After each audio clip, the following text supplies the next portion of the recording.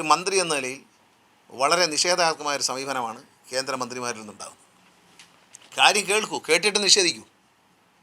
കേൾക്കുന്നതിന് മുമ്പ് നിഷേധിക്കുന്ന കേട്ടിട്ടുണ്ടെങ്കിലും നിഷേധിക്കാൻ വേണ്ടി നേരത്തെ എഴുതി കൊടുക്കാൻ പറയും. നേരത്തെ എഴുതി കൊടുത്തേച്ചാൽ കൊണ്ട് ചെല്ലുമ്പോഴത്തേക്ക് നിഷേധിക്കാൻ റെഡിയായിട്ട് നിൽക്കുകയാണ്. നോ എന്ന് പറയാൻ. എന്നാൽ പിന്നെ നോ എന്നൊരു കടലാസിങ് അയച്ചാൽ പോരായിരുന്നു. നിങ്ങളിങ്ങോട്ട് വരേണ്ടതില്ല, നോ. ഞങ്ങൾ ഒരുപാട് കാര്യങ്ങൾ കേരളവുമായി ബന്ധപ്പെട്ട ഉപരിയിലെ ഗതാഗതവുമായി ബന്ധപ്പെട്ട് motor vehicle department, road safety, ഈ സംഭവിക്കുന്ന എൻഫോഴ്സ്മെൻറ്റുമായി ബന്ധപ്പെട്ട് സംഭവിക്കുന്ന അപകടങ്ങൾ, മരണങ്ങൾ, ലൈസൻസിങ്, ഇതിനെക്കുറിച്ചെല്ലാം ഞങ്ങൾ 6 നിവേദനങ്ങൾ കൊടുത്തു. KSRTC സംബന്ധിച്ചും കൊടുത്തു. KSRTCക്ക് പുതിയ വണ്ടികൾ വാങ്ങാൻ സമ്പത്ത് തരണം. കാരണം വെച്ചാൽ 15 വർഷം കഴിഞ്ഞ് എല്ലാ വണ്ടിയും സ്ക്രാപ്പ് ചെയ്യാൻ ഉത്തരവിറക്കുമ്പോൾ അതിനനുസരിച്ച് നമ്മളെ സഹായിക്കണ്ടേ. ഞാൻ മുമ്പേ പറഞ്ഞല്ലോ, പ്രൈവറ്റ് ബസ്സുകാരുടെ കാര്യത്തിൽ പറഞ്ഞു, രാത്രി വണ്ടി ഓടിക്കാൻ പറയുമ്പോൾ നമ്മൾ ഒരു ജനാധിപത്യത്തിലൊരു നീതിബോധമുണ്ട്.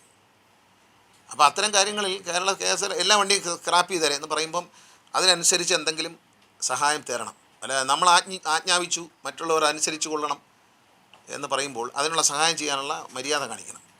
അത് പറയുമ്പോൾ ഇല്ല എന്ന് പറയുക. എന്നിട്ട് എല്ലാ വണ്ടിയും സ്ക്രാപ്പ് ചെയ്തേക്കുക എന്ന് പറയുക. അപ്പോൾ 50,000 കിലോമീറ്റർ ഓടാത്ത ഫയർഫോഴ്സിൻ്റെ വണ്ടി സ്ക്രാപ്പ് ചെയ്യണം. നിങ്ങൾ ആലോചിച്ച് നോക്കുക, ന്യായമോ അന്യായമോ?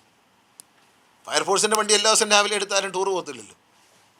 പല ഫയർ എഞ്ചിനും 15 വർഷം കഴിഞ്ഞെങ്കിലും 1,00,000 കിലോമീറ്റർ പോലും തികയാത്ത ഫയർ എഞ്ചിനുകളാണ്. രാവിലെ ഇപ്പം ഓടിച്ചു തീർക്കണം എന്നും പറഞ്ഞ് രാവിലെ ഫയർ എഞ്ചിൻ എടുത്തിട്ട് ഓടിക്കാൻ പറ്റും. പോലീസിൻ്റെ ബസ്സുകൾ പലതും 1,00,000 കിലോമീറ്റർ 1,50,000 കിലോമീറ്റർ പോലും ആയിട്ടില്ല. 15 വർഷം കൊണ്ട് എന്താണ് ചെയ്യുന്നത്? ഒന്നുകിൽ എവിടെയെങ്കിലും ഒരു സെക്രട്ടേറിയറ്റിൻ്റെ മുമ്പ് വരെ വരും ക്യാമ്പിൽ നിന്ന്. അവിടെ സമരം കഴിയുമ്പോൾ വൈകിട്ട് തിരിച്ചു പോകും. മാക്സിമം പോകുന്ന ദൂരം എന്ന് പറഞ്ഞാൽ ക്യാമ്പിൽ നിന്ന് ശബരിമല ഡ്യൂട്ടിക്ക് പോകും. വേറെ എവിടെയാണ് ഈ പോലീസ് വണ്ടി കൊണ്ടായിരിക്കും ടൂർ പോകാറുണ്ടോ? ബസ്സുകളെ 1,50,000 കിലോമീറ്റർ പോലും ആകാത്ത ബസ്സുകൾ കണ്ടം ചെയ്ത് കളയാൻ പറയാണ്. ഒന്നുമില്ല, അതിനൊരു മെക്കാനിക്കൽ ഡിഫക്റ്റ് ഇല്ല, പൊല്യൂഷൻ പ്രശ്നമില്ല, ഒന്നുമില്ല. പക്ഷേ സ്ക്രാപ്പ് ചെയ്തേക്കുമെന്ന് പറഞ്ഞിട്ട് എല്ലാം സ്ക്രാപ്പ് ചെയ്തേക്കും. എന്നാൽ എന്തെങ്കിലും സഹായം ഉണ്ടോ? ഇതൊക്കെ വളരെ മോശമാണ്. കാരണം ഒന്നും തരില്ല എന്ന് തീരുമാനിച്ചിട്ടുണ്ട്. നമ്മൾ ശരിക്കും കേരളത്തിലെ ജനങ്ങളെ ശ്വാസം മുട്ടിക്കുക എന്നുള്ളത് തന്നെയാണ്. ഇത് ബാധിക്കുന്ന ആരെയാണ്?